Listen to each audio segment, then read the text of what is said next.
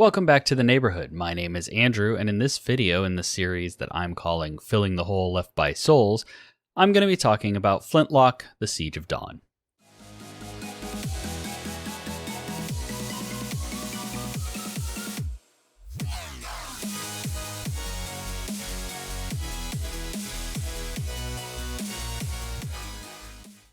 So what is Flintlock, The Siege of Dawn?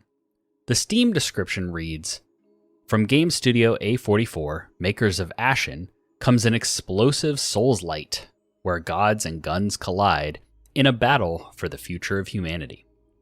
In the game, you assume control of Nor Vanek, a member of a coalition fighting against the old gods to save mankind from extinction. Flintlock borrows ideas from both Souls-like games and action games like God of War. The intentional combat and checkpoint system, along with losing your currency upon death, are very Souls-inspired, while the open area exploration, side quests, and gear system are much more akin to something like God of War." So what do I like about Flintlock: The Siege of Dawn? Initially, I was very intrigued by the story and world setup of this game. The idea of humanity pulling together, fighting, because that's the only option they have, trying to defeat these overpowering gods, seems very interesting. The main character getting some assistance from what feels like a lesser god to help her take down the rest of the gods in this pantheon seems like a really cool idea. Another thing that I really liked when playing Flintlock: Siege of Dawn was traversal. You get some abilities that allow you to double jump and dash through the air.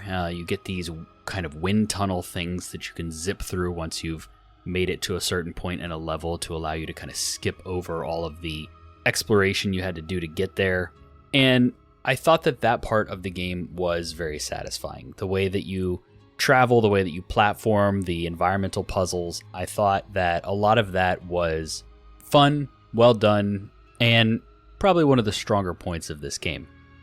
The other thing that I liked about Flintlock: Siege of Dawn is the combat system. So it is kind of a hybrid between like the modern God of War games that I've already mentioned, or maybe something like the Jedi Fallen Order and Survivor games. And then there's a little bit of Bloodborne in there. And as a huge fan of Bloodborne, anything that kind of takes inspiration from that game, I am definitely going to check out. And the way that it is similar to Bloodborne is that you as the main character have a flintlock, hence the name.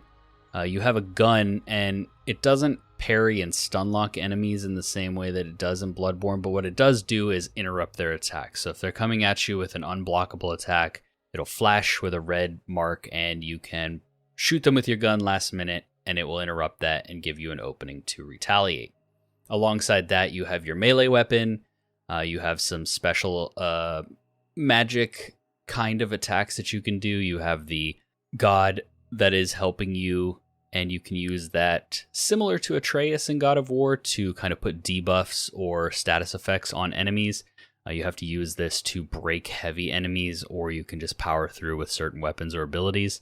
And overall, I thought that the combat system was pretty satisfying, although it did take me a little while to understand and get in the flow of what it was expecting of me. I think early on, it can be a bit rough, but once you kind of get the idea, I think it is pretty rewarding.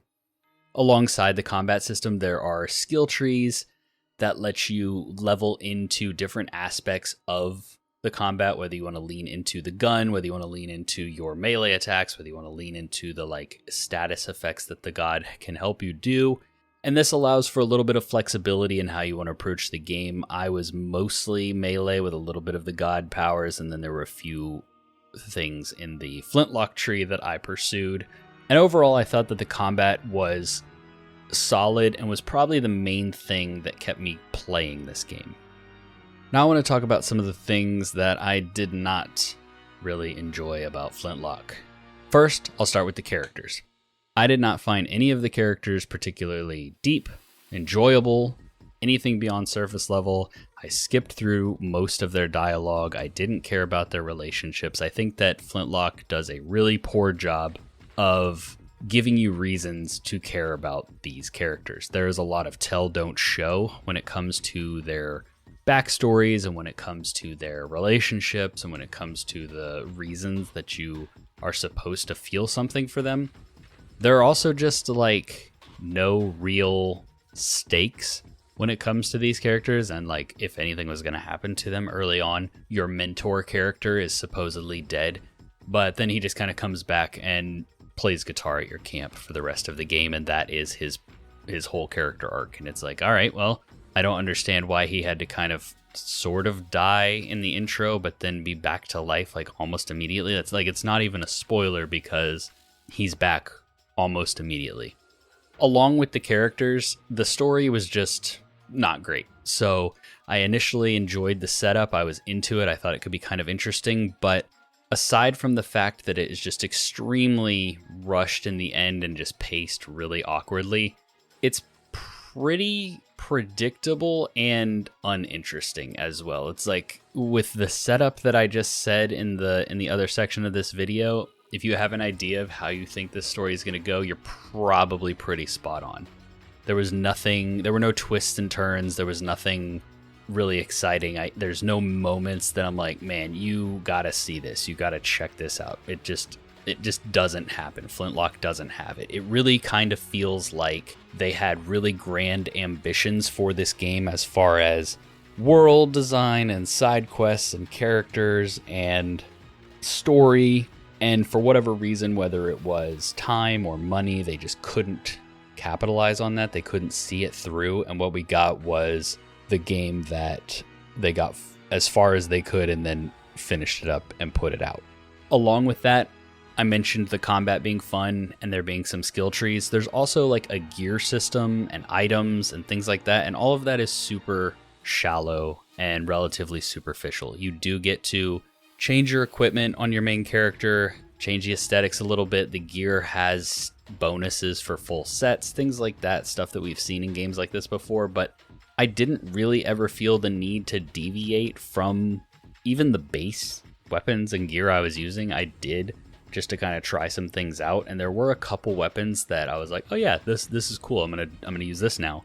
But for the most part, you could probably play through this whole game with the starting gear, starting weapons, and be totally fine. And the last thing that I want to mention is I had some pretty severe technical issues. Like the game ran pretty well for the most part when I was playing it, but I had multiple crashes. I was playing on Xbox Series X, and maybe it was because I was leaving it in the like quick resume suspended mode, but I do that for all of my games and don't usually have an issue. And this game crashed on me multiple times. So now I want to talk about who I would recommend Flintlock: The Siege of Dawn to. I would recommend this game to people who like janky AA games with some interesting ideas, people who like to see the rough edges of the gaming industry and the creatives behind it. I personally love checking out AA games, even if they're not always good, because AAA has just gotten so corporatized that it is nice to see these smaller studios trying things that are a little bit different, even if they don't always pan out. I would also recommend it to people who like Souls-likes, because this has enough Souls-like DNA that I think that it will scratch that itch. It did for me in the combat. And the last people that I would recommend this game to are people who have Game Pass and don't know what to play next. Flintlock is on Game Pass, and, you know, it might click with you. You might like it. It might be worth a try.